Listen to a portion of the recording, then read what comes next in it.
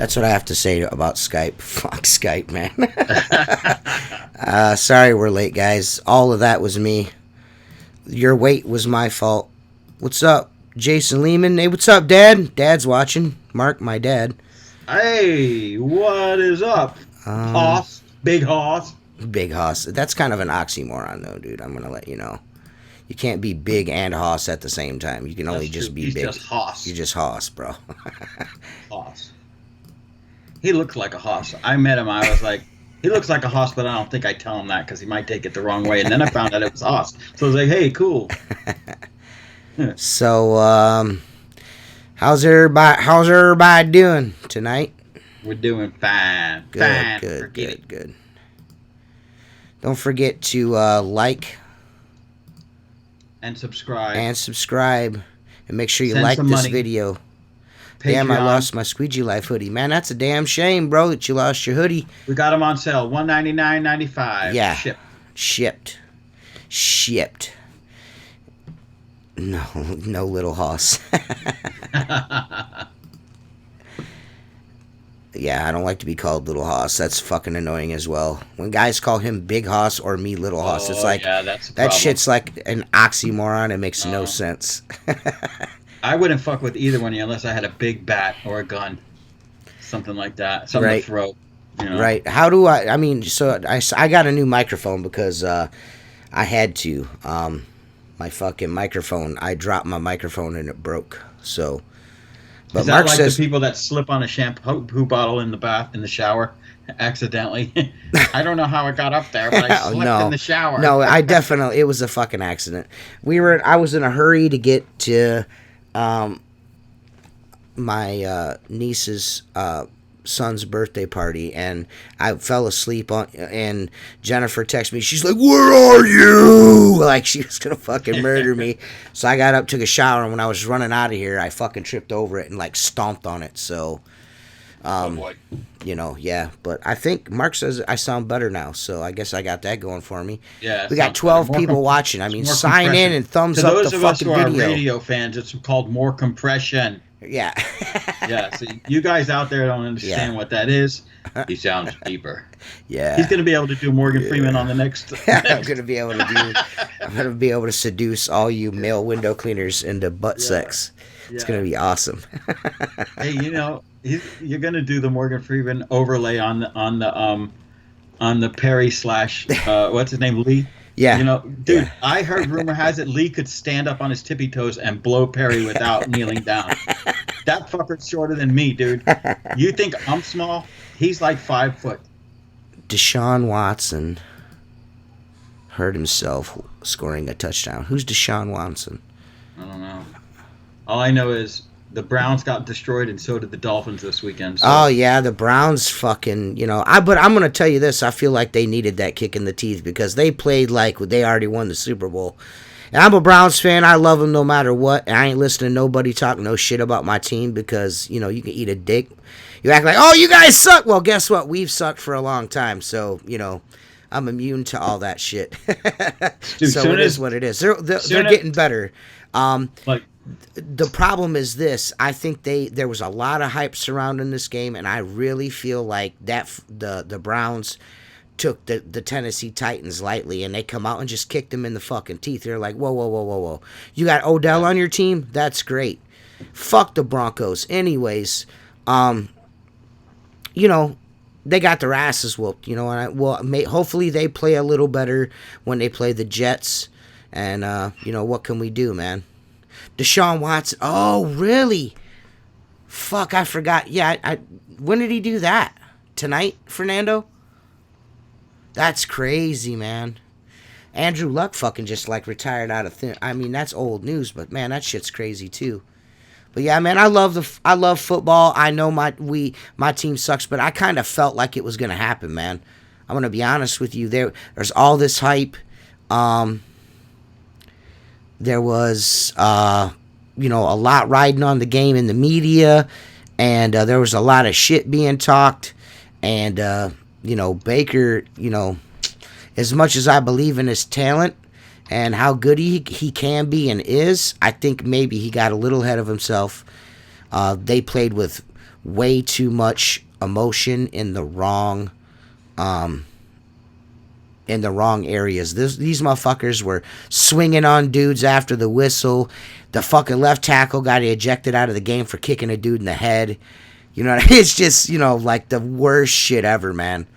So, like I said, hopefully they come back against the Jets and bust that ass on national television. But there's a good chance that they're going to embarrass themselves on national television, too. So the fucking Dolphins. The Dolphins usually come out and win like 3 or 4 games in a row. Next week they're playing the Patriots down here, and they usually do pretty good against them. So, like, we'll get all excited. I agree, Dad. 1 shake, 2 shakes, 3 shakes? 2. Sorry. And so they start out, usually on fire. But ever since, like, fucking the Dolphins sold off and Gloria Estefan and shit owns it, they suck. They don't spend no money. Yeah. They're better off, fucking singing. Maybe the halftime show is better. Well, Come on, baby, do they fucking conquer? No, don't step on any longer. I mean, Listen, come on. Fuck. Nobody knows the trials and tribulations of shitty football better than a Cleveland Browns fan. We got, on paper, probably one of the better fucking teams in the NFL. On paper. Yeah. And them motherfuckers still can't perform. They came out and laid a fucking egg. You know how hard that was? I was just like, dude, what the fuck, bro? Yeah. Yeah, Josh can laugh all he wants. He's a fucking whack-ass Steeler fan. He's got nothing to say. That motherfucker's got... Dude, the entire squad, except for the center, false started the other night. It might be the worst thing I've ever seen. You know what I mean? And what's he going to talk shit about? Ben Roethlisberger looks like he's got hip joints for knee joints and knee joints for hip joints. That motherfucker runs like a fucking... His legs are all woo woo woo woo woo woo woo woo. Shit, get the fuck out of here, man. That dude is fucking washed up. Yeah. If he makes it through the whole season, I'll be surprised. So Mark Darnell loves the Dolphins, and the Dolphins love you, Mark Darnell. Yeah. We're gonna show your fucking videos on the jumbotron. Yeah. It'd be nice if he'd let me fucking blur out the chicken and peas bit and put it on the internet. Oh my god. It wouldn't take much to tile that out, right? I would fucking go the extra mile to make it happen if I was afforded the opportunity to use it on the internets. Browns versus Broncos 11. I got hey, what up? I'm down. What's up? I'll take your bet. I'll take your bet, Mike the Glass Guy. I'll take 50 on him. I got you. Motherfucker. Oh man, Browns versus Broncos. 11-3. I got $50 on the Broncos. I got you, player.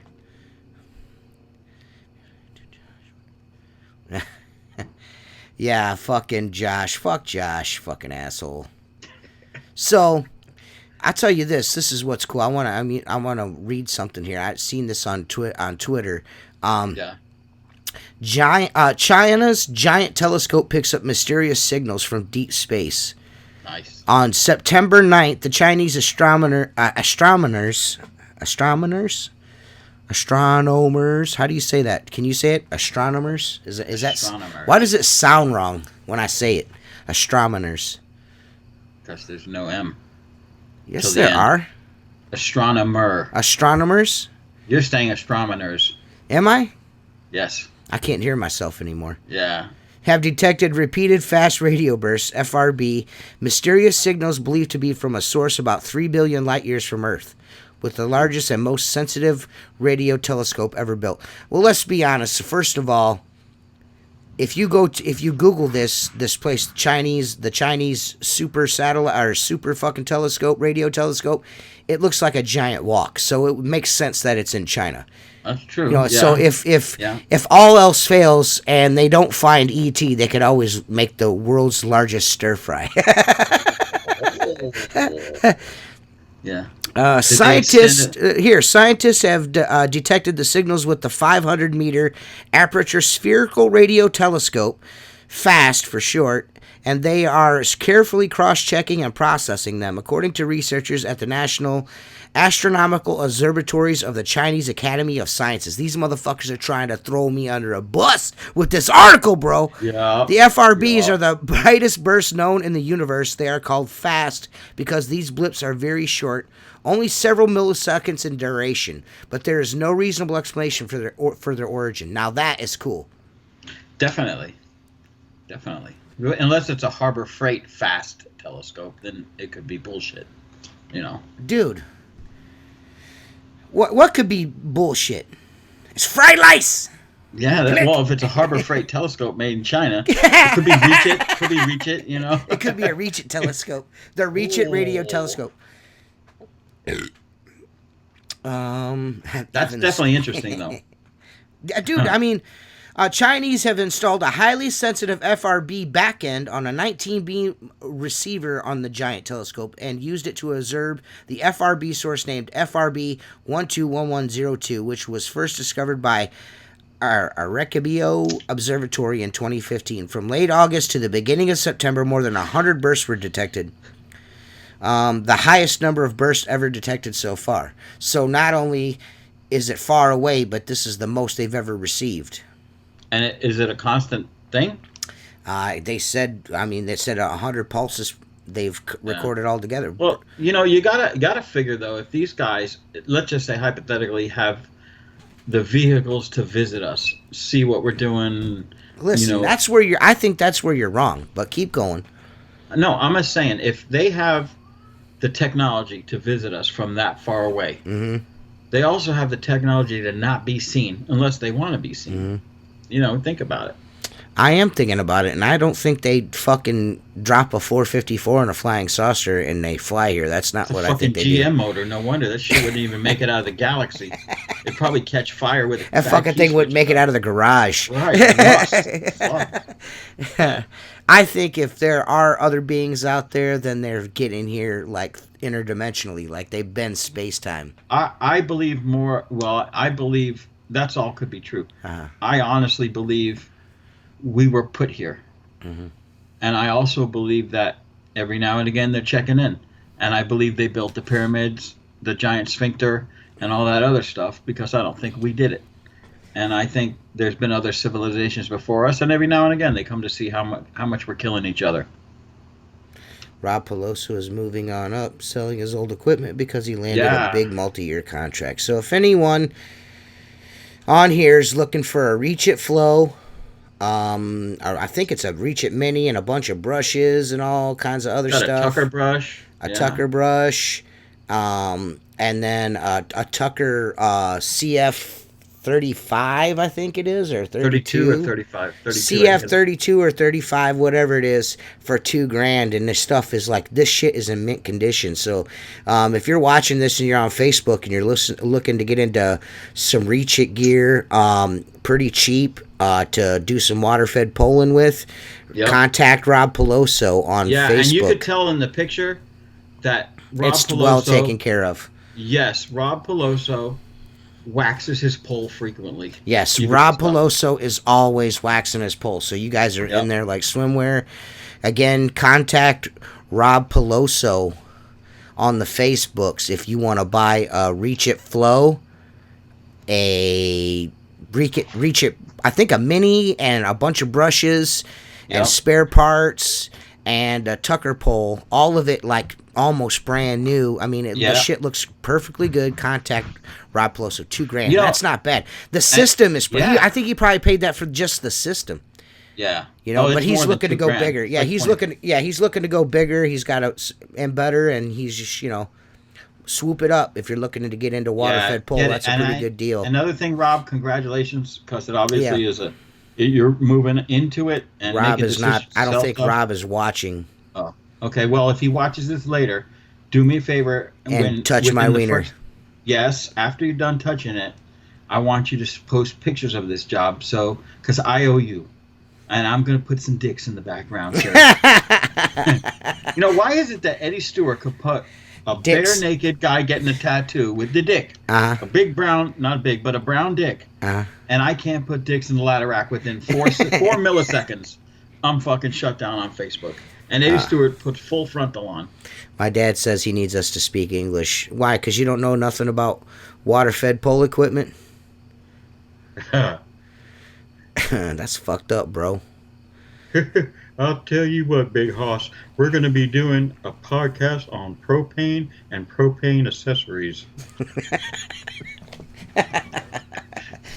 Dude, like but that propane. That shit's crazy though, man. That there's a chance that they got a fucking signal from a far off, distant land.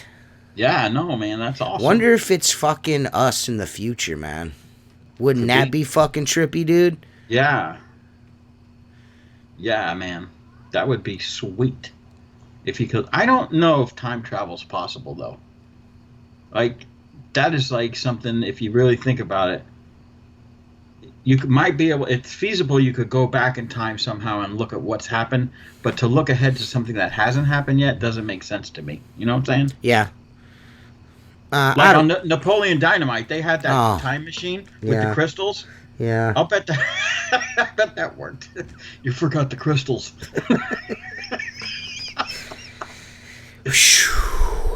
So that's what I got to deal with on a daily basis. Yep. That's great. Dude, so what's up? How's window cleaning? My allergies are acting up. You guys got a lot of You got a lot of pollen in the air. Yeah, there's a lot of pollen in the air right now, dude. My allergies are really acting up. So I was listening to this fucking podcast today, right? Yes. And this guy's like on there talking about religion. You know what I mean? Uh-huh. And not really religion, but he's talking about the theory of evolution, and how it's wrong, which is, I guess, possible. You know what I mean? I don't know, but basically, like, his whole argument is that the world's only 6,000 years old, and every bit of science is just bullshit. You know what I mean? Like. The Bible is the way everything happened. You know what I mean? And it's the only reasonable explanation for why we are here. Not subscribing to that. Now, I'm not saying that it isn't 6,000 years old. I'm just saying that it isn't. Yeah. Yeah. Like, he's like, radiocarbon dating is bullshit. And I'm like, okay. And then he's like, we didn't evolve from no other species is capable of making another species, like a different species. Like, there's no way we could evolve from Neanderthals or any of these, like, lesser humanoids. Like, there's no way that's possible. And, how I do kind of agree a little bit. The Bible does not teach 6,000 years. Maybe it's 7. I don't know. But this dude says 6,000 years, my dude. And he says that dinosaurs and people were alive at the same time. You know what I mean? That's how he explains dinosaurs and shit. And, like, I'm not trying to be like a douchebag or nothing, you know what I mean? Because I don't want nobody to be mad at me that watches this show and that's really into Jesus and stuff. But, like, it's weird to me how someone can dismiss... science, those are just theories. I'm not having any of that. I came from an ape shit. My dad. Oh boy.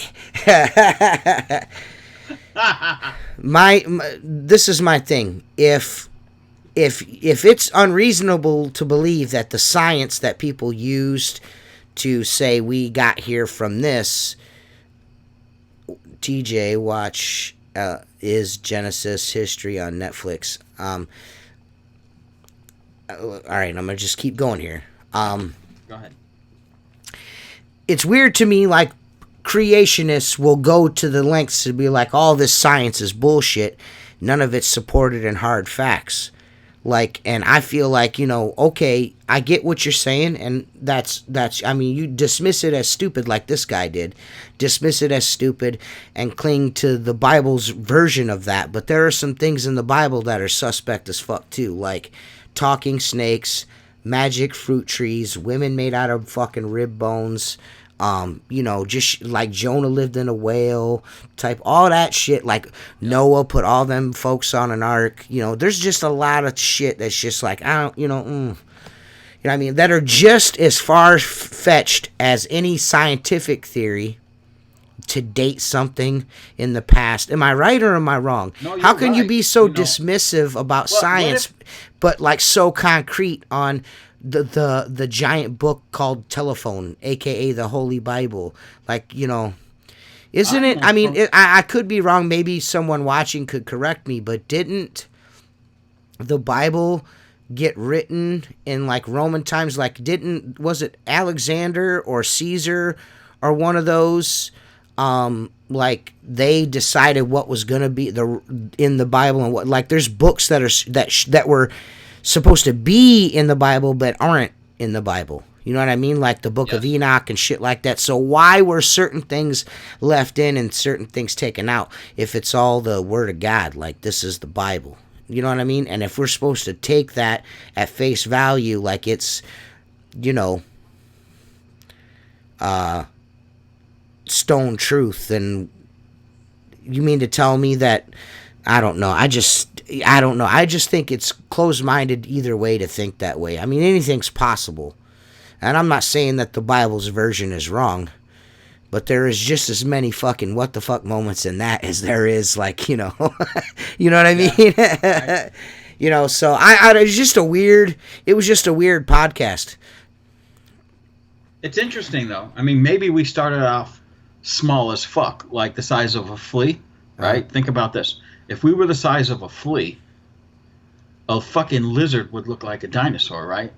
Right. Well, he's saying that, the degradation of the rotation of the Earth, he's saying that it, like, the rotation of the Earth is slowing down, like, constantly. Like, it just keeps slowing down, like, a little bit.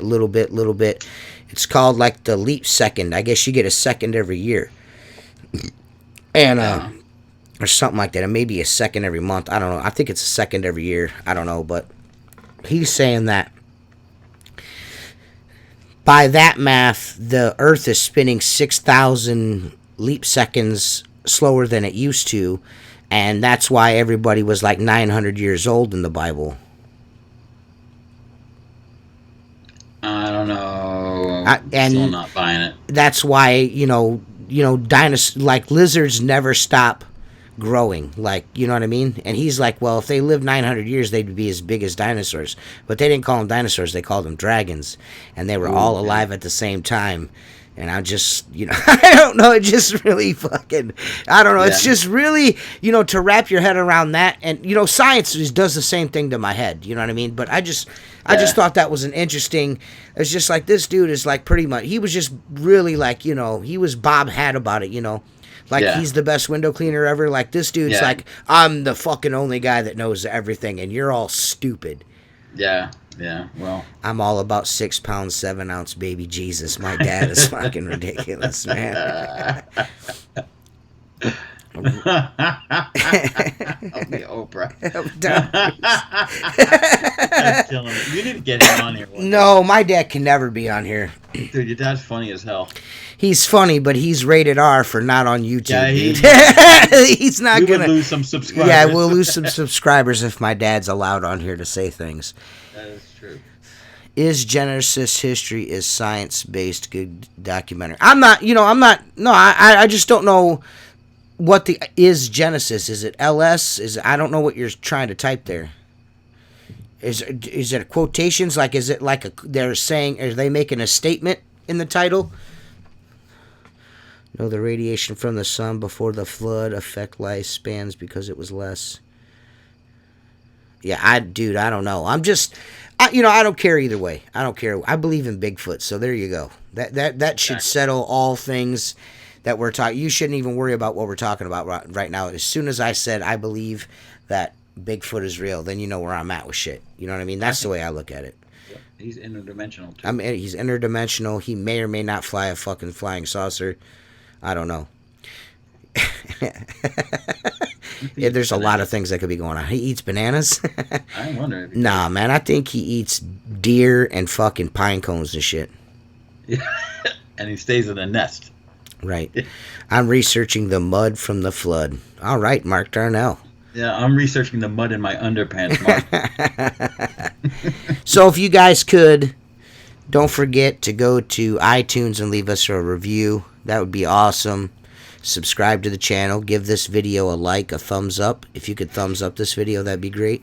If you want to support the podcast, you can go to www.patreon.com/Squeegee Life. Yes. Okay. That's we the all name. need fancy microphones. Yeah, we all need fancy microphones. That's the name of the documentary, is Genesis History. Okay, I'll check it out, man.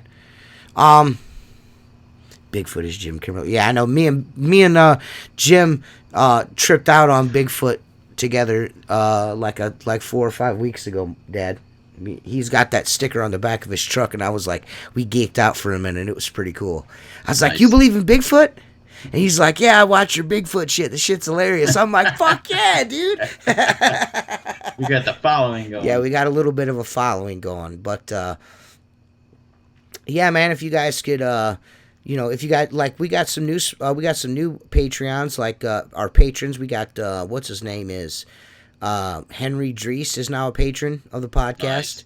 Thank you, Henry. Yeah, Henry Drees, thank you very much. And Peter Artusa of the IWCA and Awesome. All County Window Cleaning is also a patron, and he is hard body karate. So Keeping it lined up. we keep that appreciated. We stay appreciative to that. So that's awesome. TJ, you need to buy Mark some lights for that room of his. Yeah, that's his bedroom, and I don't want to put like beer signs in his bedroom. His wife is probably not going to be down with that. Yeah, we keep that at camp. We don't keep it here. Yeah. Mark doesn't have a personal podcasting space like I do.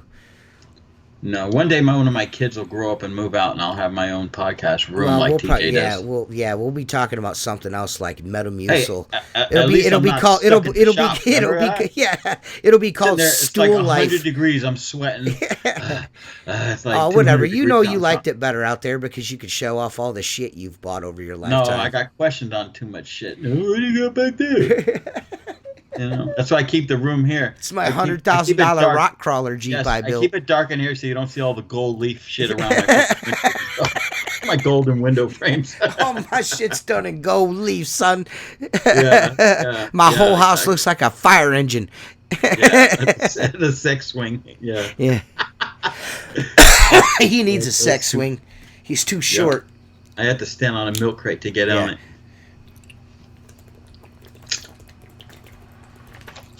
Of course, Mark Tanner's wife's taller than him. I don't think he'd be able to find anybody shorter than him. Yeah, she had to wear flats at our wedding.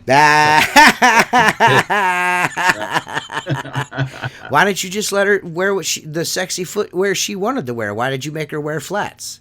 Because she's too tall. Man, She's like 2 inches taller all than you me, had to do and was then you stand put on your shoes on. tippy toes and give her one kiss in front of everybody, and you couldn't do that. I usually, like I said, I usually carry a milk crate. It just didn't seem appropriate.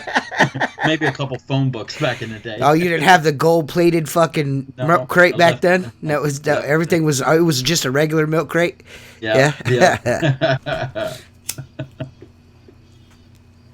So,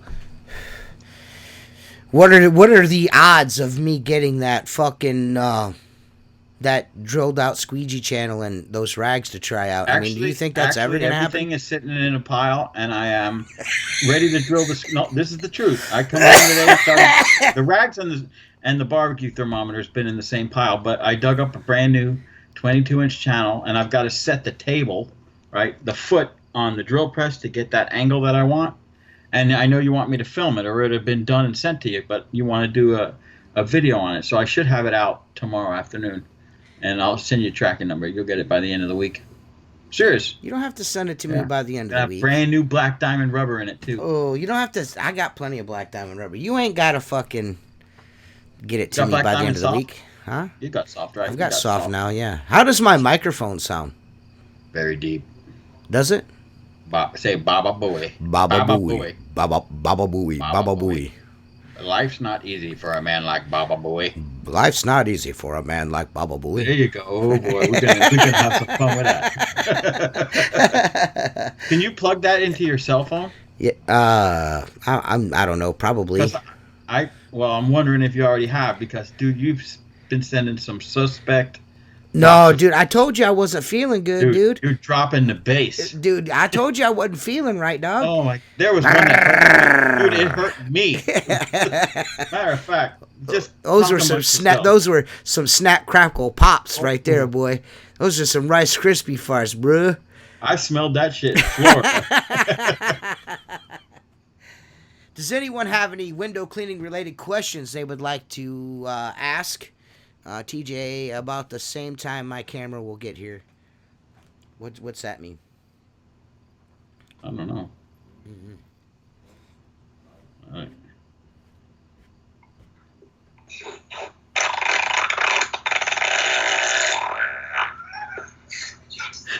That shit was gangster, bro. I heard you laughing at that. Yeah, that was a good one, dude. That sounded like boiling pudding. Oh, do you want the Oh, okay. Jason, do you want the camera now or no? I mean, you change your mind a lot. But if you want it now, Phil, I'll send it to you. I mean, Jason, I'll send it to you. I'll go get one. But yeah, does anyone have any questions for the podcast? For Mark, for me, for your mama? Save the drama for your mama. Yeah. Will Maker Products sell sim poles too? Well, that's up to Richie and Casper. Yeah. You know? Yep. Got to speak with them. Yep. I know Richie's making some next level stuff that I love. Yep. Maybe Richie's making his own pole. Could be. Hey, you never know. Everyone else is branding poles and putting their names on them as well. Maybe he's trying to put Simpole out of business. Maybe that's the whole plan. And you just didn't know about it. Philip. I want my own pole. I'm thinking that WCR should put my name on a pole. We'll call it the Shorty. Like Shorty. It's 48 2-foot sections to reach the first floor. Yeah, I don't know. I know. I don't think. I mean, of course, he's not. He doesn't give a fuck about poles. He loves his Simpole 20. That's all he talks about. Is that fucking that 22? That's all he talks about. Is that fucking pole? I told him it was awesome. He's like, I don't know if I need a pole like that. I'm like, listen, dude, get this pole. I'm telling you, you'll never use one of those other fucking aluminum poles again, dude. For high work, it's just, you can't beat a carbon fiber pole, especially a light rigid one. For the way they're making them now, come on. And I don't give a shit. I don't give a shit what no motherfuckers say. We started that. Yeah. Every bit of it.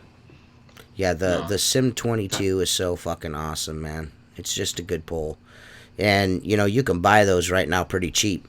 If you're looking for a sweet-ass, rigid, fucking water-fed pole, you can get them pretty cheap from www.simpole.com. You know, Philip, forget, like every fucking episode, that's like right there. Where's it at? Right here. Yep. It's at the corner of my screen. It's behind me all the time, so shut up, Philip. Philip, the Simpole, www.simpole.com is the only manufacturer in our title sequence when we start the podcast and end it. Just remember that. I use 24 with a ledger. I'm sure you do on everything. I use 22s on commercial work, and I use 12s on commercial work with the flat an S plus 12 or 14 on a 0 degree handle. On commercial work, and then same deal with residential work, a 14 or a 12 on 0 degree handles. And then normally a 14-inch Stacone aluminum handle, aluminum channel for residential work. Just something small and just banging it out, you know what I mean? Yep. You know, I just, you know, that's what I prefer. Yeah, Sim 22 pole only $676. I mean, dude, that's dude, you are not getting a fucking pole better than that. You're just not. For that price, you're just not. You're not getting a better pole. You're not.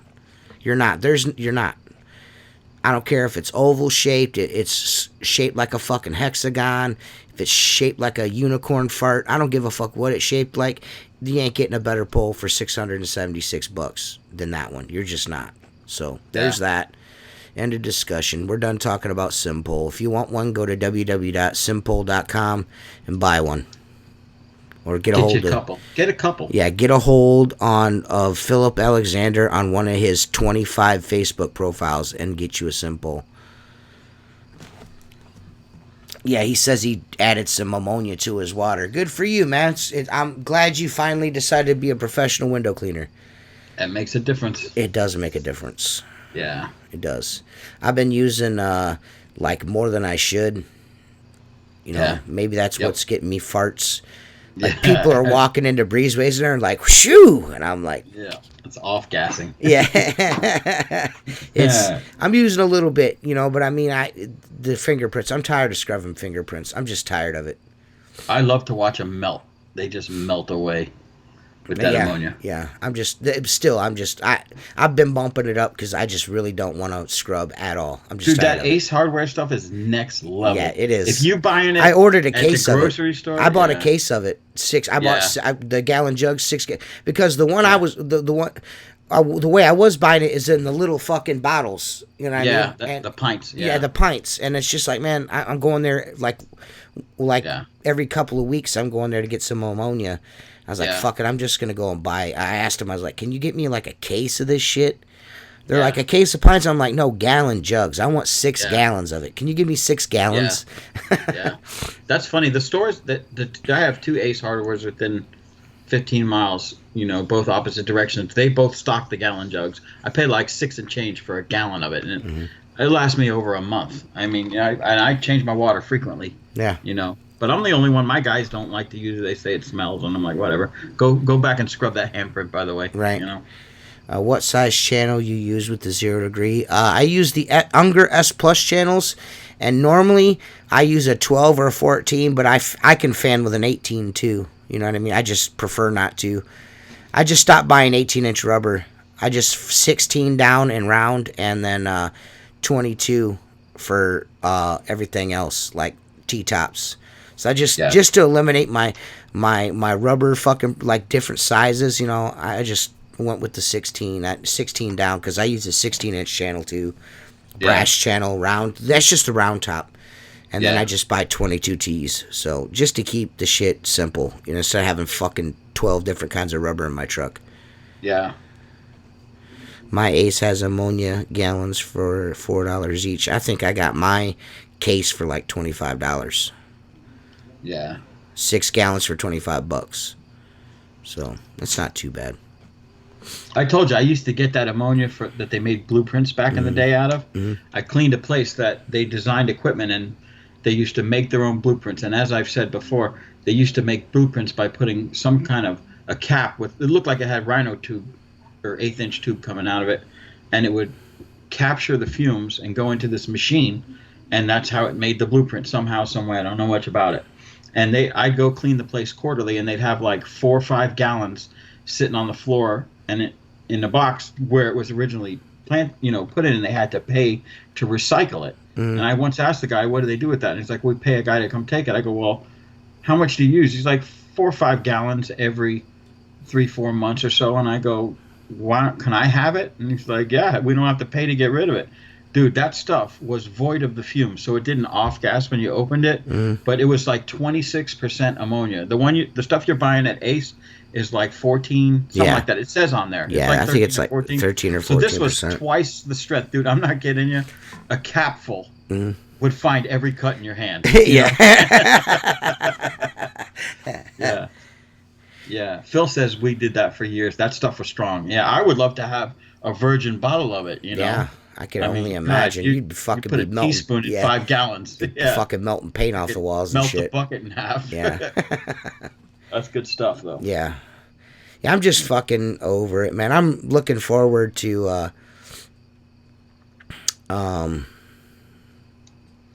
Richie's products coming out here. This is going to be exciting. Hopefully we get to do the world premiere on the Squeegee Life podcast. That'd be dope. I'll tell you what I'm looking forward to. I might be coming to Ohio at the end of the month. Oh. And I'm going to give you a day's labor. You can come hang with me. Oh, okay. I'll show you some glass restoration. You know, I'll let you buy me lunch. and then I'll work with you for a day, hanging out with T Squeegee. I'm gonna wash me some Wendy's and some McDonald's. No houses. Hell No yeah. houses. Yeah. No You're houses. Yeah. No houses. That's funny ass shit. Yeah. He said no houses. No houses. Yeah. Well, that's definitely. I could probably make something happen. You know, the thing is with the residential guys, and it's the same with the commercial guys. We're both window cleaners, but they're both in their own worlds. And the reason I tell you why is, I know a guy named Scott. He's been a window cleaner longer than I have. You know, and I used to see him around back when I worked with my dad, and we've maintained a friendly, cordial relationship. He called me the other day, and he says, I got a job for you. And when someone calls you and says, I got a job for you, you know you're in trouble because it's something they can't or don't want to do. So I said, what is it, Scott? And he says, I've got 6 windows. They're on the 3rd floor and the 4th floor of a condo. And I go, there's only 6 windows to do? What about the rest of the place? And he's like, I'm doing the rest. I could reach it all. And I go, okay, let me ask you another question. Is this a first-time clean? Well, not really, because it's not bad. I go, no. Is it occupied or is it empty? And he says, no, it's new construction, basically, but the windows were protected. And I go, okay. And I go, so you're speaking as you have the contract, or are you bidding the job? And he says, oh, I already got the deal, which here's exactly what that means. For me to set up to do a couple windows on the 4th floor and a couple windows on the 4th floor is probably going to cost him most of what he's getting for the entire job, because he is a strictly residential guy. And has What's up, slut? Go ahead. We got sluts on? Yeah, that Hey, journey buddy. of a new entrepreneur said, what's up, bitches? I said, what's up, slut? Yeah. Yeah, keep going. Yeah. Keep going, Mark. So, what were you saying? So it's like, I'm like, dude, why didn't you call me when you first looked at it if you wanted to partner up, so I could tell you this is what I need to get to do these 10 windows and add that to your price and maybe make a few bucks on it. Instead, I'm going to tell you I need $400 to do those, because it's going to take a guy half a day. And you're telling me you're going to get $550 for the whole job. How can you pay me $400? And it happens every time. And then you put into account that you're working for a cleaning company that's working for a contractor. So guess what? Nobody's getting paid. Yeah, you would. I mean, first of all, you don't have to worry about that because I'm not paying you. Second, I'm going to get all the money. I'm cool And with third, that. if you're working for me, you'll do what I say, bitch. All right. No, I'm just I kidding. follow. I'm just kidding. I'm just kidding. We will do some restaurants and shit, though. Hell yeah. We will do some restaurants. Yeah. I'm in. It should be I'm exciting. serious. I'm actually looking forward. I mean, I would much rather not clean any windows and just come and watch you do what you're doing. Anytime. Yeah, it's a Chick-fil-A, so we might be able to get some sandwiches. Sandwiches. I like sandwiches. Yeah. So yeah. are you fixing? Fixing scratches. Wow. Yeah, 40 windows. So you're just It waiting should- to see if the details iron out I'm like they're waiting to get supposed the to? details, waiting the contract gets signed. I book a flight, rent a car, get a hotel room somewhere in between T Squeegee and Cleveland, and we're there. Nice. I know the trip. Nice. Yeah. Nice. Yeah. How come you're not spending a lot of time on the job? Because I'm hanging with T Squeegee. That's why. You think I give a shit about your Chick-fil-A? Yeah. You're not even open on Are Sunday, they bitch. scratched both sides? No, only on the outside. Thank God. Yeah.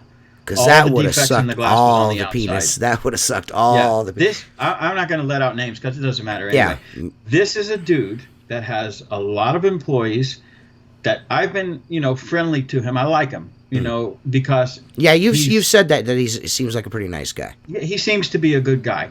So, but I'm amazed that 6 months ago when I told him basically, hey, stupid, if Stop you've got using 30 scrapers. employees, you should have 0 scrapers. 0. 1 or 2 guys should have scrapers. And you allow these guys to go scratch glass. So you deserve what you get. Right. Yeah. Well, I'm excited that maybe we'll get to hang out for a couple of days. Yeah.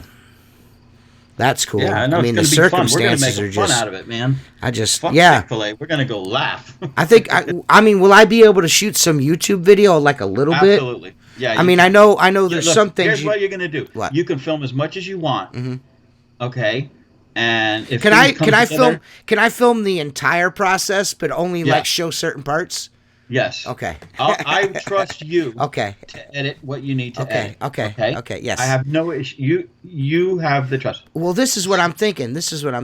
Because you got plans, and I was thinking, why not take the opportunity to professionally shoot instructional video Yes. while we can. I mean, I've got the camera and equipment. I think that would be a big asset to the guys that I'm going to be working with, Mm-hmm. hopefully. So, and you are an asset to them as well. You know what I'm talking about? Yeah. So I think that would probably be a great benefit to me as well, and Yes. I would appreciate. I would want you to do it. So Yes. let's put Okay. it that way. Okay. I think that's Yeah, great. yeah. And we're going to have some fun with it. Yeah. Oh yeah. Yeah. Well, we're gonna have fun. Period. Oh yeah. Hopefully, we talked about. I'm not gonna say nothing publicly about what you asked us to do today, but I want it to be a secret because I want it to go down and happen, and then we have a whole bunch of fun, and then we can talk about it. I just hope we'll talk Jennifer. about that later. I just kind of sprung that on you because Yeah. I know you were pissed off because I ragged on your aunt. I didn't do anything bad about it. Listen, But you didn't nonetheless- rag on her. What I was trying to do is get you to not rag on her because then, I understand. yeah, then Aunt Tammy would be mad at you, bro. After I said it, I was like, he just said everybody in his family's on that bus. So this is a problem. No, but they dude, were all if you family could- members, bro. Relax, Yeah. bro. Without the details, if you could swing what I would like you to do, you will have a blast, dude. I think so. And I think Jennifer's a little, Jennifer will. she's a little weirded out about it, because stranger Yeah. danger, you know what I mean? She does, Yeah, she's nah, like she'll- that. But she'll come around. Yeah. I mean, dude, you could bring the little guy if you want. Yeah, I know. My kids, look, I don't want to give details, but there's extreme things to do there, and there's not extreme. Well, at my age, I'm not doing the extreme things. You have nothing to worry about. Right. Well, I ain't Because it worried could be about that dangerous. anyways. Yeah. I ain't worried about that anyways. You're a professional. I have full and total faith in you. Yeah. And if I need a helmet, I know some bikers. Yeah, I know absolutely. bikers. You know what I mean? Yep. If Oh, yeah. if Raya needs a helmet, I know enough bikers to get him one. So Yeah, it's there you all go. good. We'll get him one of those ones with the mohawk on the top. Yeah. Hey, what's up? Richie Blue's here. And speaking of Richie Blue, this is the Yellowstone Part 2 with Richie Blue. This is the Bigfoot moment with Richie Blue. I love it. I love it.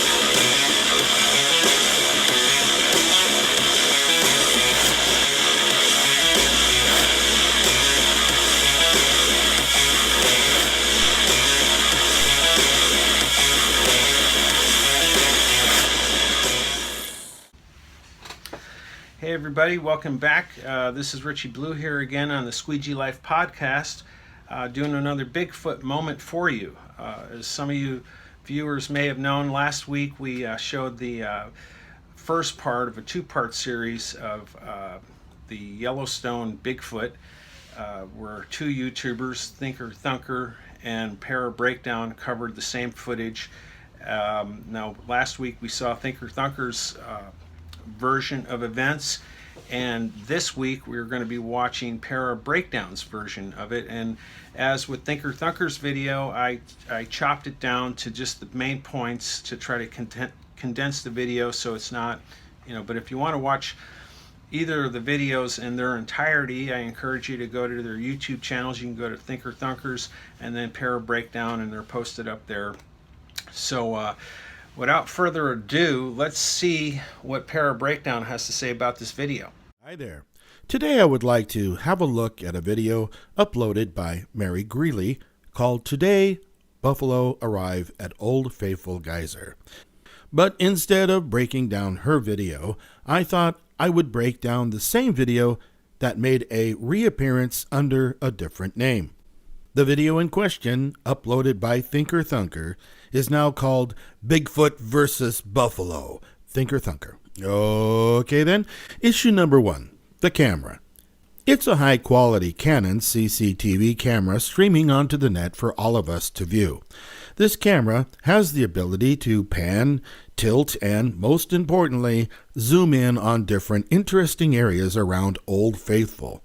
It's mounted inside the visitor center, looking out towards the geyser. Issue number 2. Thinker Thunker wants us to believe that this subject in the video is 7 feet tall. To illustrate this, he cut out the figure and copied it into the scene, standing next to the buffalo, explaining that the animal was about 5.5 feet tall at the shoulder, which would put his hump a bit higher than that. This is my version of the experiment. The non-furry looking subject doesn't look quite as large as when Thinker did it. I didn't change the scale or size of him, just copied and pasted him. Why his looks different, I don't know, but to me, he looks like he's just under 6 feet tall.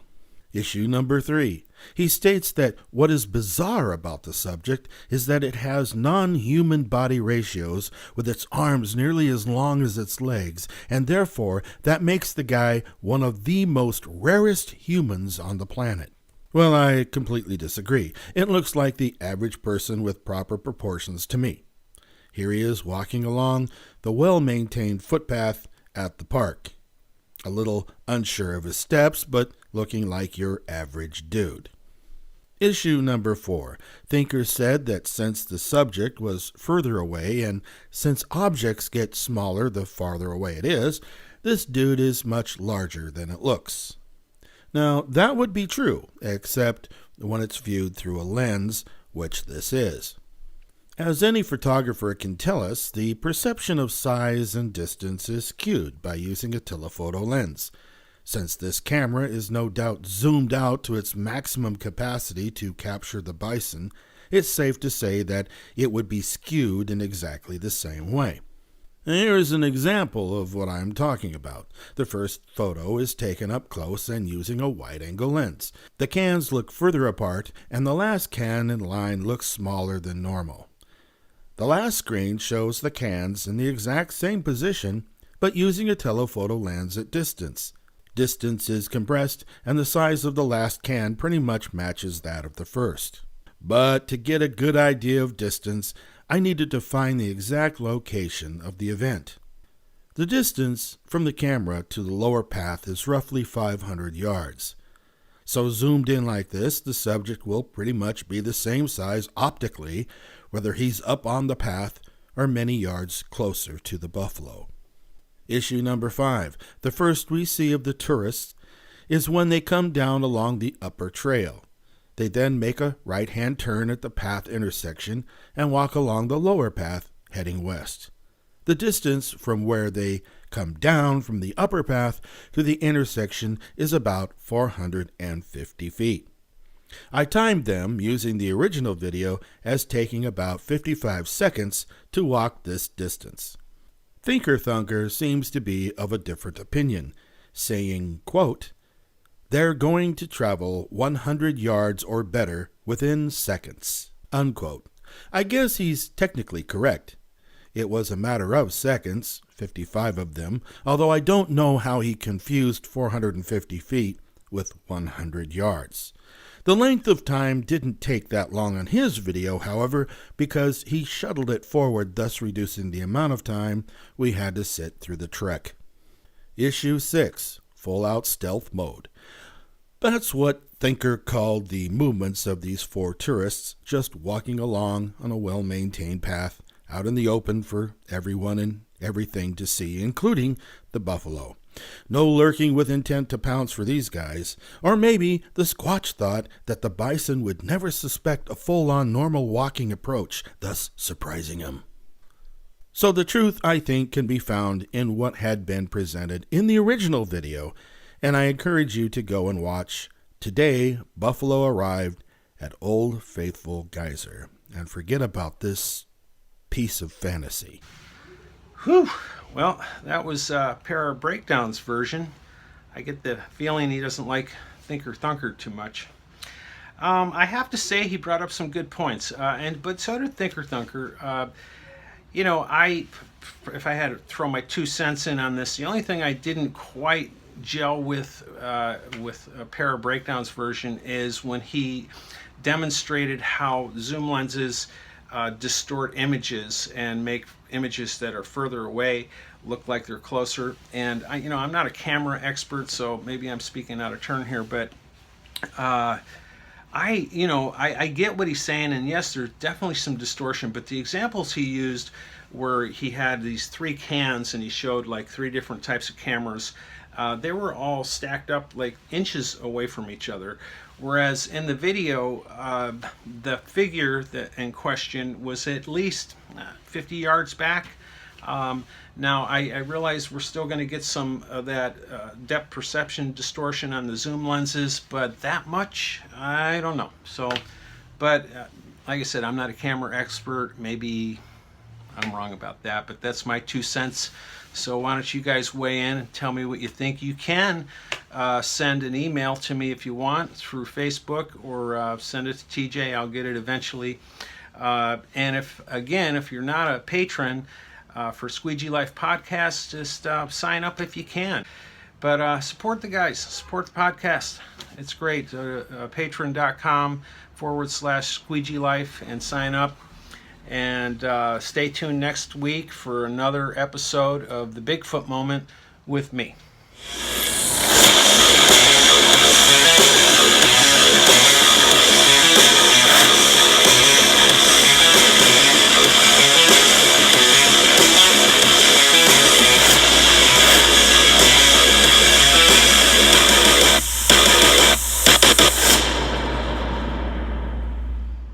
So, that was the Bigfoot moment with Richie Blue there. That was pretty cool. I liked it. I think it was awesome. So Yeah. those of you who have spent the time to watch both, which theory do you subscribe to? I don't know. I I think this one is a little bit more realistic than the first one, my opinion. Yeah, I'm with you on that. More well spoken too. Yeah. But the dude does kind of have a little bit of a axe to grind, it seemed like, in his video with Thinker Thunker. And I think you just wipe something on your camera lens like a straight jackass. Yeah, hang on. God, Mark's fucking worthless, dude. That's something bad on my hand. You want to see the other hand?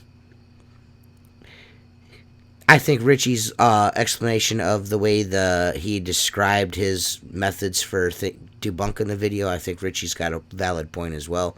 I don't know. It could go either way. It'd be kind of cool if they could one time this century, get a clear picture of Bigfoot, with all the technology there is in the world. You know what I mean? It would be nice, but... Well, I saw a thing on the news about Loch Ness, and now they're saying it's a giant eel out there. That could be true, man. Yeah. I mean, that's yeah. But yeah, we want to thank Richie for the Bigfoot moment with Richie Blue this week. That was super dope. Brought to you by Maker Products. The quality window cleaning gear. It's like the best. You just wait and see. Yeah, you'll get to see some of that later. Hopefully, we'll world premiere the first Maker product on fucking the Squeegee Life podcast. Maybe I'll talk to Richie. Maybe we can make that happen. We'll have Richie and Casper and Mark and me just get on and do a super duper Maker Products reveal show. Or product reveal show. At least one. Throw us a bone. You know what I mean? I let you do your stupid ass Bigfoot moments. Why won't you just like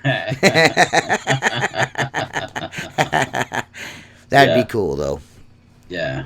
That's true, Jason. The way they were walking on this video looked more human. I agree with that as well, Jason. The way they changed it, the pace was different. Yes. The body ratio of arm to leg looked a little bit different. Yeah. I don't know. It's just a little weird.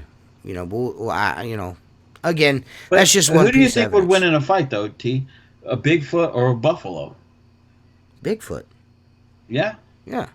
I mean, buffaloes are strong, man. Get the fuck out of here, bro. You think buffaloes could beat up Bigfoot? I've seen some big buffaloes, man. Look at Rosie O'Donnell. Listen. There's nothing that matches the force of Bigfoot. You know, that motherfucker he builds nests out of trees. Yeah, big twigs. I feel like Bigfoot could rip a tree out of the ground and beat a Bigfoot or a bison to death with it. Remember when we were walking in that field in KCMO, and you pointed out this limb that was like 6 inches around, snapped down on the ground, all rotted, and you're like, that was definitely a Bigfoot that snapped out. I mean, as much as we make fun of it, I still fucking believe it. I don't give a fuck what you say, Mark. Fuck I you, never bro. said it doesn't exist. I'm open-minded to it, you know? I mean, I've been all over the Florida Everglades in the woods where I go to camp, and I ain't seen one yet. Well, I can tell you this. If fucking either one of those videos could have been altered, the dude that tried to debunk it or Thinker Thunker's version, either one of them could have been altered in some way. That dude that tried to debunk Thinker Thunker could have sped that video up to make it look like it was walking faster. You know what I mean? Who knows? You know, it's video footage. And, well, he said he covered 100 yards in like a few seconds. That's kind of I don't know. Out there. Even for a human, though, right? I mean, for a human, that'd be quite a bit to do. 100 yards in a few seconds. Yeah. You got to figure, like, the fastest recorded 40 times, like a sub, what? I don't think they've got a sub 440 yet. No. So now, Jason says the first video, Thinker Thunker, was more believable. Okay. I'm with you on that. We welcome your opinion, Jason. You know a lot about Bigfoot. Oh, man, I tell you what, you know what we were talking about? You talk about, that could be the best on-site Bigfoot moment that's ever been done. With Jason? No, what me and you talked about earlier today. Yeah, that's true. That we yeah. Yeah, dude. Whoa, yeah. Yes. Yeah. That'd be the best one ever. Yeah. An expedition. Yes. We could do that. Yeah. Oh yeah. You could totally do an expedition. Yeah. I got hard mounts and all that shit for all my shit. They're all waterproof. That's not hard. I said hard. Hell yeah. Hard. We need more Beavis and Butthead. Yeah. Definitely need more Beavis and Butthead.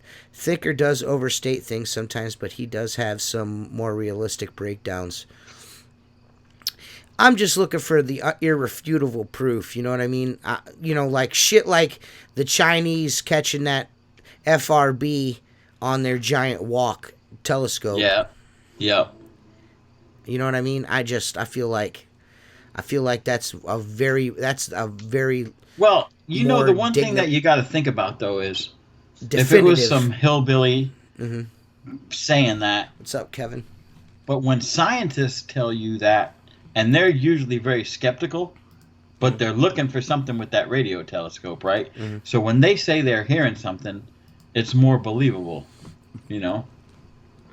Yeah, it's more definitive, you know what I mean? But yeah, I don't know. Jason Lehman, Mark, can your product work with hand polishing or just with a buffer? To be honest, Jason, I've never tried it by hand, but my product requires heat and friction to work, and that's best suited. You know, my stuff is going to be strictly professional use. It's not going to be sold to fucking amateurs. Yeah. So I would say you're probably not going to get similar results doing it by hand, you know. So the answer, Jason, is you got to nut up, and I know you have the polisher, Jason. We talked about this, so but we're going to hook up and you're going to get what you need. Yeah. No doubt. Yeah. No doubt. But I will first, so. Yeah. You're going to get it next month. The end of the month, anyway. I'm going to get something. Get it in my ass, hopefully. Woo! Woo! That's what Jennifer accuses us of all the time, so. I know. Well, sometimes I sit down gingerly and Kate says the same thing. What's up with that? Are you spotting? Are you spotting? Fuck. Yeah. What is with the circles? So is that all your products? Like everything you're gonna do? Like even the natural like silicate stain removal and hard water stain removal? Is everything gonna have to be used with a polisher? No. No. Oh yes, everything. Yes. Okay. Yes. Nothing is applied by hand, and nothing is applied with an orbital buffer. You know, it's a rotational buffer. It's a high speed Everything I do is as high speed as you can get it. So, and there's going to be a silicate stain polish, which is going to be more aggressive, which can be used on, calcium and mineral deposits, but you're better off not overdoing it. Right. So there'll be 2 levels of polish, and then after that, we're going to go into the glass restoration, the 3-step process. Okay.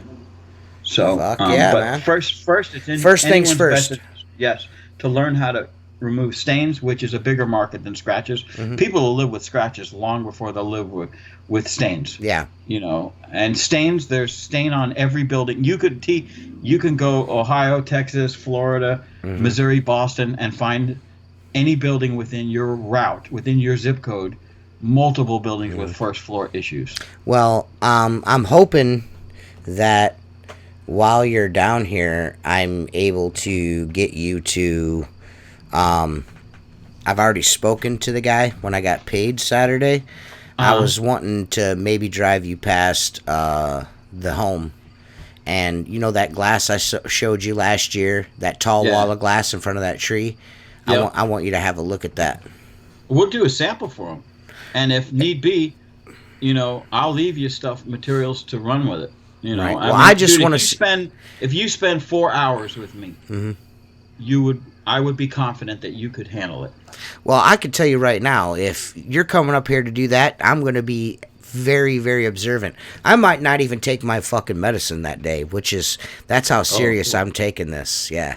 Ritalin. Yeah. You know what I'm talking about, you fucking douchebag. Yeah. Jason says, do you need a digital thermometer so you don't overheat the glass? I really don't use a thermometer anymore because, believe it or not, if you do it long enough, you'll feel the heat radiating on your hands from the machine off of the glass, so you know when to stop. But yes, especially if you're doing something and want to wet it and clear it to see if you got it all, so your process is working. You can't. I never wet glass above 125 degrees. So yeah, you would have a digital thermometer, and I'm working on a little handheld one too. I'm definitely wanting to, and I'm not saying me the only one, but I'm definitely wanting to be the guinea pig on this. Oh, absolutely. No, there's going to be as far as learning curve. You know what I mean? I definitely like I'm gonna follow, of course, what you're doing, and then of course be respectful of your process and all of that stuff. But I will say this: I have worked on it hard enough that a lot of the learning curve that I had to go through will be eliminated if you follow the steps that I tell you. Of course. So you're going to get frustrated. There's going to be times when you're going to call me and go, shit ain't coming out. And I'm like, okay, here's what you got to do. Tell me what you're doing. Backtrack a little bit. Because the nice thing about stain removal is you can't overdo it. It's either gone or it's not. Right. Of course. Yes. So scratch removal is a little bit different because many times when you start to work on the scratches, they appear to disappear and then they show back up when you're polishing because you didn't go far enough. And that's something that you have to learn. But you just start again. It costs more time and more money to continue it. But with stain removal, you'll know what you're looking at and go, I'm ready to soap and scour and clean this up. And, you'll learn. The heat is not so much an issue when you're working on more than one panel at a time. Like this morning, I was doing 5 panels at once. This one would start getting hot, I move to the next one, go back to the first one, skip to the third one. So you have no downtime. And so you learn how to use your time. It would be definitely cool. Like it would be cool to. Sample schmample, and it would be cool to see. Get you out there and see your thoughts on a few things. There's a few jobs that I would definitely like to, because I know they're different. Yeah, when we're there, we'll go in and we'll send them. We'll sell them under Clearviews. If you're confident and work with me for a few hours, we'll go sell the jobs. And if they're big enough, I'll hang out with you and give you a hand with it. We'll get it done. Right. And we'll work out the details later. But, right. And all these things. I would definitely, of course, we're getting closer to winter and everything. So I definitely, the Veterans Home, I want to take you by there. And I want you to have a look at it. And, I feel like in this situation, just from my own personal knowings of what's going on there and things, I think this would be an avenue that they would definitely be interested in. You know what I mean? I'm just gonna say this, and it's obviously being recorded, so you can hold me to it. You are the one person, aside from our friendship, before I even hardly knew you, right, that I want to teach this to, because I know you're going to be able to video it, you're going to be able to market it, you're going to be able to push it, and you're also going to make a lot of money doing it. Mm-hmm. Okay? I said years ago I could replace my window cleaning revenue by myself over what 4 guys are doing for me for 15 years. Yeah. It's simple like that. Now, the marketing of it, I don't market very much of it. It comes my way through other window cleaners, through things I see. I go in and solicit stuff. I'll put, a plastic cling on and say I can fix that. And a lot of times they get pissed off, get that off my window. No problem. Just giving you an option. If you were to market it, dude, you do enough high-end homes, you could make a shit ton of money doing shower enclosures and nothing more. Right. No doubt. Oh yeah, nothing more. Oh yeah. Oh yeah, and I've got fucked up shower doors in my own house. That's the best place to learn on your own. Right, I've got some fucked up shower doors. with the polishing, okay, I'll explain this, and this is going to be beaten to everybody's head. There's only so far polishing is going to go. Right. Okay. Now, you can tell to someone, for this much money, I can make it 80% better. If you really want to go whole hog and go to the next level, it's going to cost you this much more. But let me give you the first step, and if that's good, it's going to cost you this much. If you really want it better, most of the time they say, you know what, let's spend the extra $200 and get that shower door perfect. You'll be able to do that. Right. Because the one thing I aimed to do was make stain removal into a one-step process. And it's only that probably 60 to 70% of the time. If somebody has come before you and used any kind of acid, any kind, whether it's CLR, oven cleaner, any of those things, one restore, you're almost going to always have to do a 3-step to get it perfect. Always. I'm dealing with that right now. This morning I did 5 windows, entryway of them all, that I know the guy that used to maintain it, put crystal clear on the glass, and it was a temporary repair, and now the glass is screwed. And I'm going to be honest with you, T, they're not even paying. I do the entryways once a month.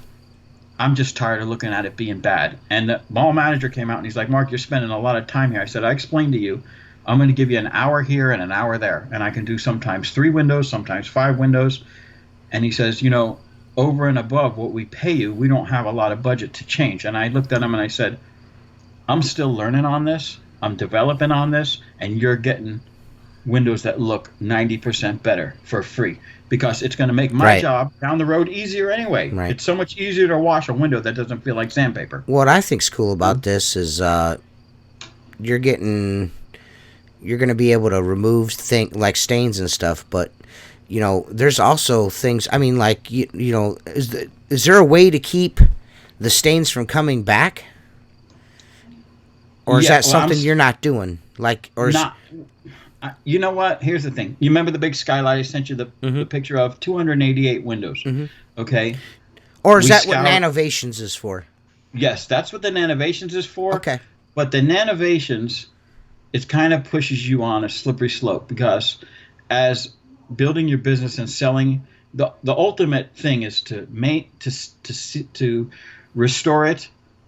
And seal it and then maintain it. But the sealer on the 288 windows was an upcharge of $3,000. And honestly, $2,000 of it was material. Okay? So I was only making an extra $1,000 for a day's work to apply the sealer. Well, so then you can sell it one of 2 ways. If you put the sealer on it, you only have to clean it twice a year. But if you do, the restoration and don't seal it, you're going to wash it 4 times a year. The washing, that skylight pays me $500 to water-fed pole it from standing on the roof. Okay, it's 3.5 hours to do the whole thing from start to finish with a tank system like mine, where you're not pumping water. You just hook it up and go. Okay, and I know that because the final step on that was to water-fed pole it to get everything else off of it. That said, am I better off making $2,000 a year every year or only making $1,000 a year, but making an extra 1,000 on the restoration initially. You know what I'm saying? Yes. My interest is not only maintaining it so it looks good, but the ongoing revenue. Mm-hmm. You know, so as a business, it was a better move that they didn't seal it, but I would have honestly liked to see them seal it so I could see the difference in how long it's going to hold up. Like, Right. I would have liked to seal half of it. I mean, did you give them the option? Yeah, it was Okay. in there. And Okay. when they signed the proposal, there was an A, B, and a C. And they put an X mark next to A and B and signed it and put a circle around C. We're not interested in sealing it at this time. Okay. Can we do it later? Yeah, as long as you maintain it. You know, it's like you don't seal a driveway that still has oil stains on it. Right, You- of course. You find a way to get the oil stains up. Right. Right. So, yeah. And to me, I enjoy looking at the contrast of what was done and what wasn't done. It makes you feel accomplished. You know, window cleaning you're only going to feel so good about, because Right. if you clean something so filthy that looks so much better, the chances are they're not going to do it again for a long time anyway. Right. You know what I'm saying? So yeah, there's a lot That's of cool, man. opportunity for That's everybody cool. out there, and I want you to be a part of it, and I want you to learn directly from me. Yeah. I definitely want to learn. I think it's going to be awesome.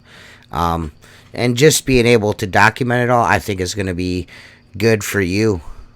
Yes. To be honest with you, Yeah. take a lot of bullshit out of it for you, and then I Yeah. could not break all the video down, but compress all the videos down and send them to you, and then you have them for whatever. You know what I mean? No, absolutely, absolutely. I'm know what going I to mean? want those. You know, and Jason makes a point. He says the shower and surround guy, because he's been talking to me about doing some shower enclosure, and I could do the job. Responded, it'd be 75% removed and take me 8 to 12 hours for at $100 an hour. Well, you know, a lot of times they're not going to spend that much. But Jason, you have to look at it like this. I did a lot of jobs. I never lost any money, because let's be real. If I'm not polishing glass and learning something, I'm sitting home watching TV. Let's say, Yeah. I'm not making anything. Yeah. So I would rather go spend 6 hours and only make $100, but have learned something from it. Yeah. And my goal is going to be to put something there and the training there to where you've been able to make that $100 or $100+ an hour. You know, and eventually after doing several of them, you can look at something right away and go, you know, you're going to do a sample. The sample isn't to show them how good you are. The sample is to tell you how long it's going to take you, what you should charge, and what process to use, because there's, you know, a couple different things that you can do. So then you're aggressively bidding it. And very rarely, and it does happen, where you'll go make $150, $200 an hour, and then they start to complain, you know, and say, well, look at your shower enclosure. It would have been $5,000 to replace it, and you're spending $1,000 to fix it. It's Right. not my fault it's bad. It's your fault. Right. You know? Right. So, So and then- we could actually capture both processes. Yeah, I'm fine with that. I'm sure Adam would be cool with us stopping and doing a sample panel. They're only like, I think they're like 32 inches by 32 inches. Yeah, the only thing I'll tell you And from my experience it'd be a is blackout panel anyways. It'll be a false panel. whatever you want to do, but you have to be prepared to do the job at that point. Oh, yeah. You have to be able to pull the trigger and say, okay, Adam, what do you think of that? And then you tell him, this is what it's going to cost to do it. Never mind what went into it. Never mind that I'm there from 1,000 miles away. Right. This is what it's going to take to do it. Are you interested in doing it? Right. 9 times out of 10, you hooked them because they're focusing on how good something looks right next to something that looks really bad. You know, I think I told you the story. I did an office building that the stains were tremendously bad. And I did one window behind some bushes thinking this is a good place to do it, until the attorney that rented that space came out and goes, what about the other ones? Well, this is a sample so we could price it. And he goes, now I got to look at that. Yeah. So he says, I said, well, you know, their sample is free, and we're going to get them to sell the whole building, because I don't care about the whole building. Now I got to look at that. And I said, okay, how about this? Normally I'd get $500 to do these other 5 panels. How about I do it for $250, but only after, because the contrast is right here, because I picked a place that shows such contrast. If they don't sign up for this, I'll come back, and for $250, I'll fix the rest, which is inevitably what happened. So he figured, nah, the whole rest of the building was like shit except mine, and I got it cheaper than he was going to do it for you, because he's an attorney. That's Yeah. the way they act. Yeah, of course. You know, but like I said, sometimes when you get that sample done, they don't have a choice. Right. Because now it's like advertising. There's a big sign saying, "Look at this." Right. Everybody's seeing it when they walk Well, by. unfortunately, that the government don't work that way. So he will see that, and it is something that he will have to budget. You know what I mean? Yes. So, Yeah. you know, because Well, but look. but like anything they're else. doing a lot of window replacement out there, and those windows will not be replaced.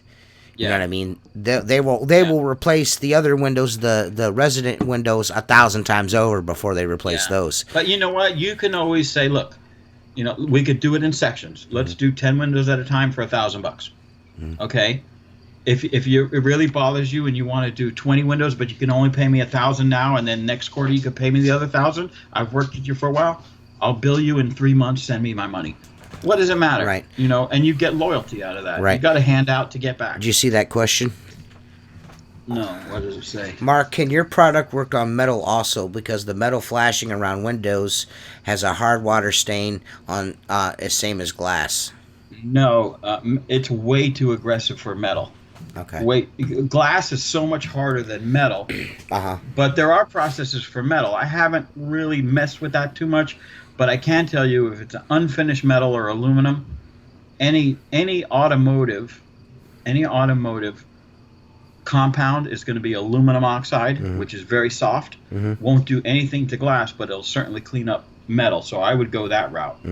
You know, that's going to be one of my next ventures after I get this, is to go after the metal, because there's huge money in the metal too. Right. But if it's painted, powder coated, or anodized metal, it's just like there's only going to be so far you can go with it before it has to be repainted, re-anodized, Right. repowder coated, which Right. isn't something I ever want to do. I'm not interested in that. Right. Yeah, I tell you, and I'll be real honest with you, I'm more interested in the stain removal side of this than I am the scratch removal side of it. I'm not saying that scratch removal is not something that I would not love to learn how to do, but I just feel like even in your case, I mean, as much experience as you have, it's going to take me a while to perfect the process enough to be confident to be selling scratch removal jobs. Stain removal, I feel like may be a little less of a beast than a scratch removal, because from what I understand, what you've told me about the process, it's not something that's just going to be like, ta-da! You're going to have to fucking know your shit. Yeah, but there isn't. There's no more ta-da. But understand this. The materials that you're going to use for the stain removal will not damage glass. You will not damage it beyond repair. Okay, you're only going to make it better. You've got to learn that, because that's part of the process for the scratch removal. So when you become proficient at the first step, you're going to do less issues doing your scratch removal, which is a different art. I can tell you this right here.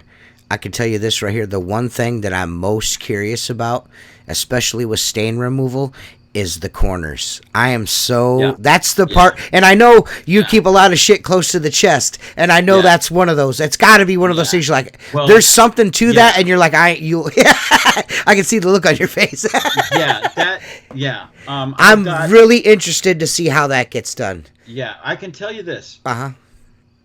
Most of the time, stains are very, very simple. Again, unless it's a stain or a chemical issue after someone used the chemical. Right. The good thing about, believe it or not, because I'm thinking about this today because I had to do a bunch of corners. Generally, when guys use a chemical such as Crystal Clear or One Restore, they're not going in the corners. Right. They're going right into the middle of the glass. They're agitating it with whatever they're going to do, let's just say a white pad or a scraper, and then they're cleaning it off. So believe it or not, corners always have that little better issue with them because they're not chemically burnt and they're just stained. And the stain part is the easy part. Dude, the worst calcium stains in the world that look like an opaque window are so much easier if they're virgin stains, basically. Really? You know, so Really? Okay. And I have smaller tools to do corners. And there are tricks and angles that you use on your polisher. So does it depend on the type of stain? It doesn't really matter. Like a silicate stain, or like something you get like bleed off from aluminum, from, you know what I mean? Or aluminum bleed off is the easiest stain to go away because Really? aluminum again is very soft. Okay. Yeah. Wow. See, you learn something new every day on the Squeegee Yeah. Life podcast, Yeah. guys. It's not Yeah. all fucking dick and fart jokes and Bigfoot Yeah. moments. I mean, there That is comes in some 5 value. minutes. Yeah, there's Yeah. some very valuable information that's being sold here, or given away for free. What the fuck am I talking about? Yeah, exactly. Exactly. Only So- our loyal listeners like Jason Lehman and fucking guys like that actually fucking kick in. Yeah, to this I think Jason Patreon. Lehman, the way Jason Lehman discusses it with me, his passion is there, just like what I hear in your voice now, that I want to teach someone look, there's no quick fix for anything, okay? And stain removal can be tedious. I mean, doing a couple windows on the first floor, a couple shower enclosure that take you half a day, that's all rewarding.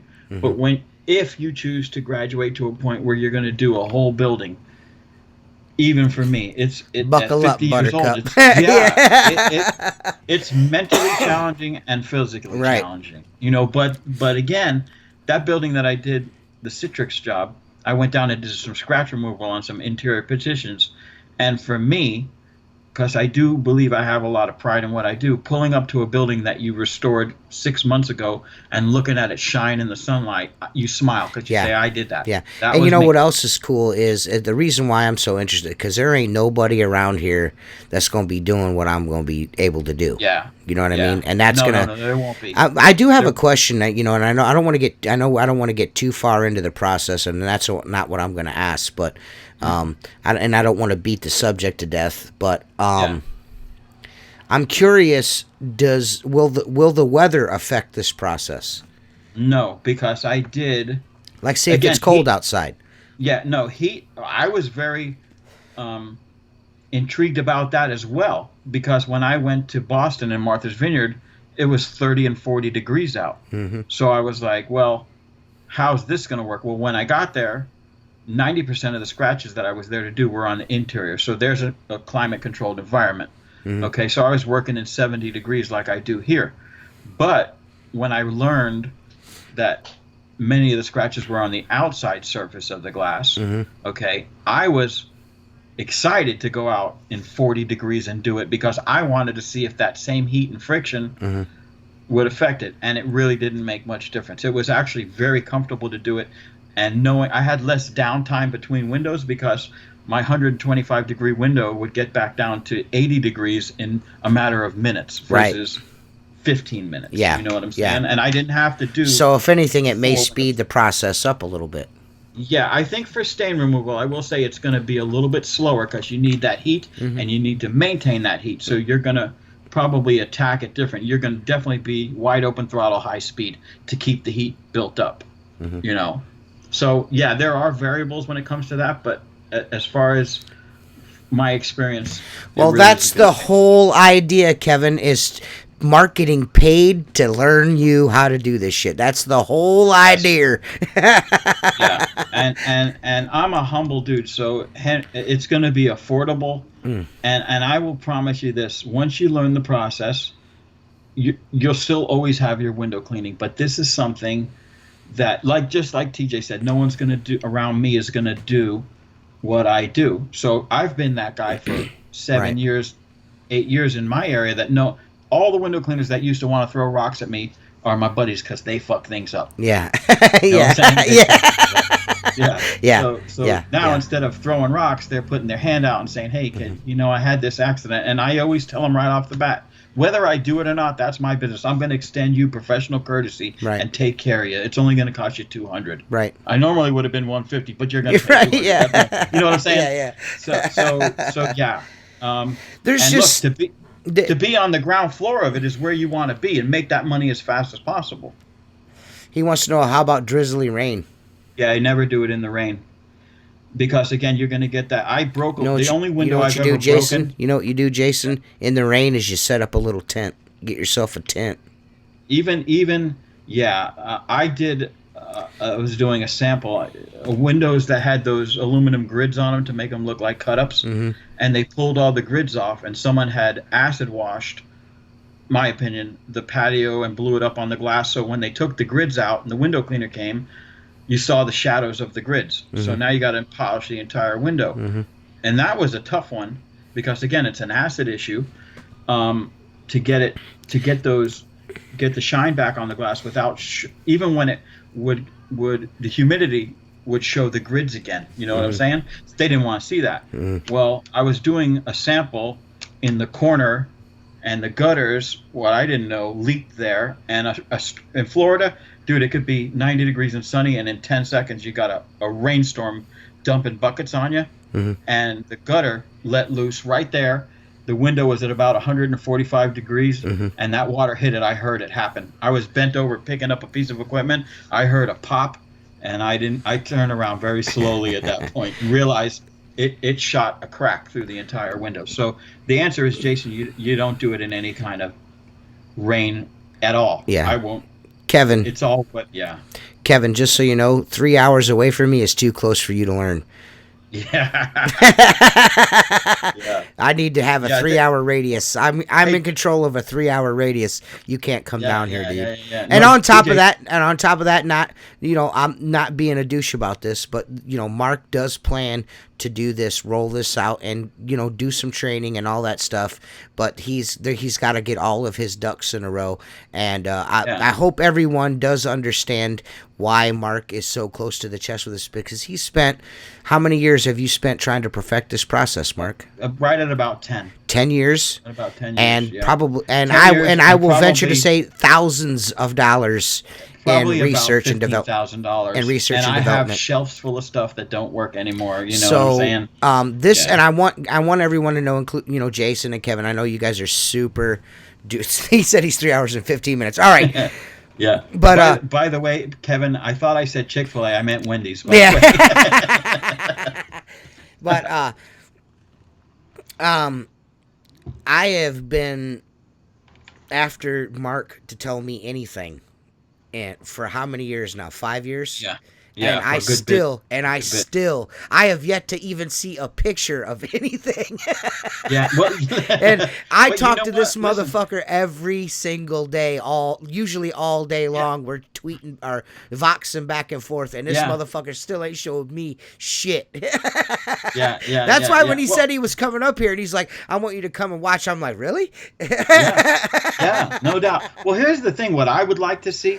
I honestly would like to see this, because as much as nothing frosts my ass more than, and you notice I don't post very much except for my personal shit. Yeah. What are you going to rag on the fact that I'm in the woods? Right. I don't post my window Work cleaning stuff, techniques or skills. I don't like the criticism. It after I figure, in my opinion, the amount of time I've been doing it, I don't need to get punched in the face for what I do for a living. Right. And a lot of guys just do that because they're fucking idiots. Yeah, and they're bored. That bugs me. So I would like to see somebody like Kevin and you that are 3 hours apart get a big job together, but neither of you can do it, and say, let's just do this together. And we're going to charge 20 grand and we're going to be here for 10 fucking days. Right. You know what I'm saying? Yeah. You can work with other people and do this if you're both doing the same thing. Right. And work comfortably and friendly, and then go together and be a driving force, and just, but what you learn, what you do with it is your business. But if you run out and show everybody and tell everybody, you're only going to hurt yourself. Right.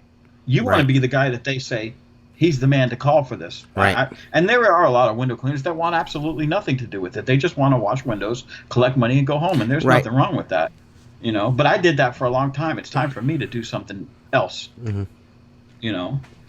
So he offered me. He did offer me to be on a. He's like, TJ, he's offered you to be on a job. So, he called me like fucking in August, and I had 2 weeks to decide while I'm in the middle of one of the largest jobs I do. Yeah. I trust me. I wanted to go. I couldn't go. He knows that. Mark knows that. No, I know that. I know that. I wanted to go. I just couldn't. In 19 or 20, this year or next, I'm going to do that company that I did. Now I'm on my second building. They have 4 that are within a mile of each other. I know them. They've already told me they're going to give me the other ones, but they got to budget it. These aren't $1,000 cleanings. These are substantial money. Right. So if it's substantial to them, it's hell of a substantial substance to me. Yeah. Of course. And guess what? I'll be excited about it, and I'll get halfway through it, and in my mind, I'll be done with it. My arms will be tired. I'll go home pissing and moaning at my wife and kids. But when that check comes in, it makes it fucking worth it. Right. And and to as a little caveat as to what you were saying before about people showing people this and people showing that, this is a lot. Most of this is going to be, a lot of it's going to be proprietary, anyways, isn't it? Yeah, I mean, yeah. the materials to do these things are. Yeah, you're not buying them at Home Depot Yeah. or even online. You're not going to know what it is. Yeah. But also, I look at it like this. That's why it's being Okay. played so close to the chest, because Yeah. these are products that are developed by Mark. Yeah, and I look at it like this. Let's just say hypothetically everything goes well 5 years from now. Mm-hmm. Jason's in it, Kevin's in it, you're in it, and I get the next Citrix building and I say, hey guys, I know you're across the country, but we got this job that's going to pay $80,000. You know what you're doing. I showed you what to do. You're showing me. You want to make 20 grand? Let's fucking bust this thing out together. Why not? Right. Why not? I don't want it. I mean, you know what I'm saying? We all can make money with this. There's Right. Look, I said this before, and I don't like to talk about money, but I never figured I could invoice one account in the window cleaning industry for even close to what you get for some of these jobs. Uh-huh. You know, I mean, and you just can't. There's not enough money in window cleaning No. to turn that kind of cash. No. You It's know. it's a very exciting time. You know, Richie's on the think cusp of something fucking awesome himself. You are too. It's just it's a real exciting time for everybody, and everybody's gonna get a chance to reap the benefits of other people's hard work. You know what I mean? And that's cool, man. You know, Mark and Mark's. It is proprietary, but I'll be honest with you. You learn the process that I do, and let's say you go buy a different compound of abrasives, and it works for you. It might not be as fast. It might be faster. It might be better. I don't know. You got the education. Go make the money with it, Yeah. because at that point the cats are out of the bag, and you know I'd like to help people. It's not only about me. Of course, I want to be financially stable. I don't want to carry a bucket anymore. Right. I've told you that 100 times. Yeah, we But I talk do about love it what I do. daily. Yeah, dude, I had 4 days off from the hurricane. Okay, Thursday, Friday, Saturday, Sunday. Okay, and being self-employed, and in a state where we don't have a winter, it's not often that I get to take 4 days off in a row. Dude, I started thinking to myself, I got 100 things I could be doing. I'm not doing any of them. If this is what retirement is, then I'm going to go wash some windows, because I have to be doing something all the time. Right. You know, now it's different if you don't have to produce revenue. It might be easier to go sit in a coffee shop every morning, or go to breakfast and see these old guys and hang out, you know, because I'm a firm believer, like my grandfather always used to say, if you lay down, you're going to die. yeah, Just don't try lay to- down. Yeah, just keep going after it. You know what I mean? You got to keep Yeah. after it, no matter what it is. You know, you know, as much as you dislike window cleaning, there's a good chance that you probably have a strip of fucking 20 storefronts you'll do for as long as you're able to that's do my them. You know what I mean? retirement. I You know what I'm agree. saying? I agree. You know, and But you know and I what? think in my head that's probably I probably most likely in 15 years I'll probably won't be like, oh my god, you know, I got to do 1,000 of this and 1,000, but I'll most likely still be out doing something. Yeah, You know what I mean? You know, what makes me smile is on the rare occasion, it's probably once every 2 months, and most of us have experienced, you're washing a public place and you see an old guy just smiling and watching you, and you know he's watching way too much to not know anything about our industry. And in the event that he comes out, or you approach him and talk to him, and he tells you a story of how he used to do that, that just makes my day. You know what I'm saying? To see the old guy appreciate what we're doing out here, you know, the equipment that we now have that's better, you know, and the art of the industry, you know, it's always fun to talk to those guys, you know, and most of them are legends in their own mind. Right. I used to I do had this. a guy approach me in June. He come over. He was an older dude, kind of hunched over a little bit, and he was doing a storefront, a 4-panel storefront. He's like a 60, 70-year-old dude with a wooden stick, a boar's hair brush, a and pail, a pail, and a straight brass squeegee, you know, doing fucking tops like this and pulling down, like a straight fucking boss old dude come over, and he's like, come over and tap me on the shoulder. I have my headphones in. I seen him over there, but I didn't see him walk up on me. And he tapped me on the shoulder. I pulled my headphones out, and he goes, that's a way to do it. And I was like, Yeah. and then I noticed, I was seeing his squeegee sticking in his back pocket. I was like, oh yeah, I saw you over there. He goes, yeah, you do it completely different from me. He goes, but I really liked what you're doing. I was like, Yeah. I would like, and I asked him, I was like, can I come over there and watch how you're doing those windows? And he said, yeah, it was cool. And he's like, well, Yeah. he's like, you can come watch over there and watch me finish up if I could stand here and watch how you're doing it.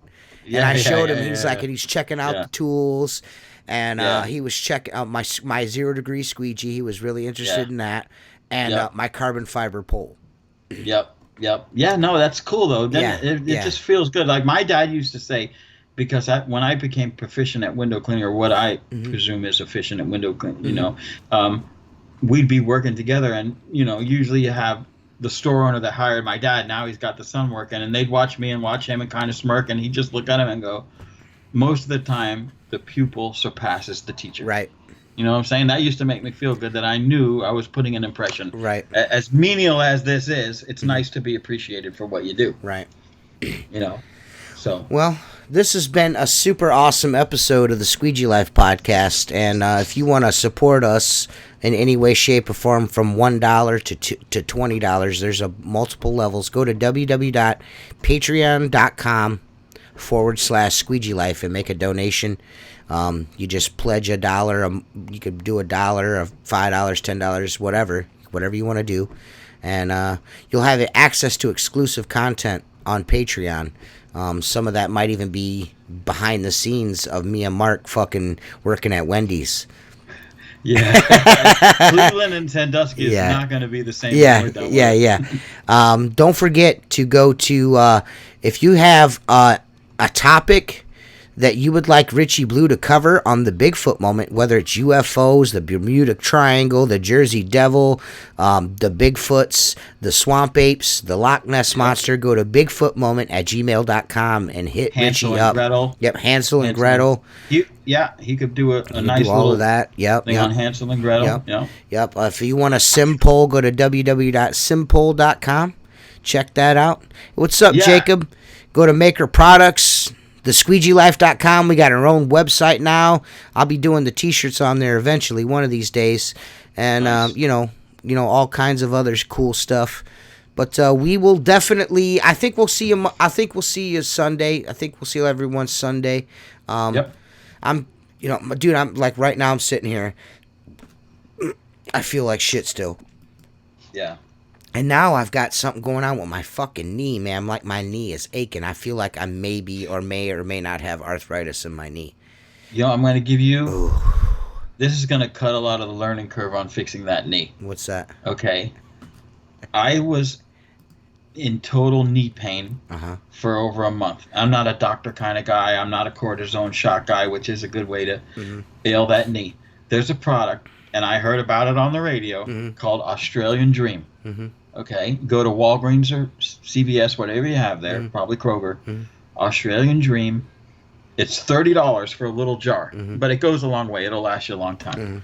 And you're going to look at it and go, $30, that's a lot of money for that. And the product has an empty jar 30-day replacement. If it doesn't work, send them the empty jar, send them the half full jar. They'll give you your $30 back.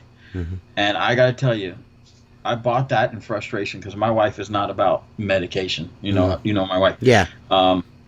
I sat down in my truck in front of the Walgreens that I just purchased it on. Within 2 minutes of pulling out of the parking lot, I was like, holy shit, that works. And you can only put it on 3 times a day, whatever that means, but it works. Australian Dream. Check it out. What are you talking about, Jason? Is it the Squeegee Life or just Squeegee Life? If you're talking about the website, it's right there in the corner. Right there, www.thesqueegeelife.com. I don't own Squeegee Life. Tim Huber does, so I had to buy the Squeegee Life. But that's the website. Go check it out, and we will see you guys Sunday, yes. Tuesday, something. We'll see you guys. You guys know. You'll see us. Don't sweat it. Thanks a lot for watching, and we'll see you guys Sunday. Yeah. Peace. See you, T. See you, bro.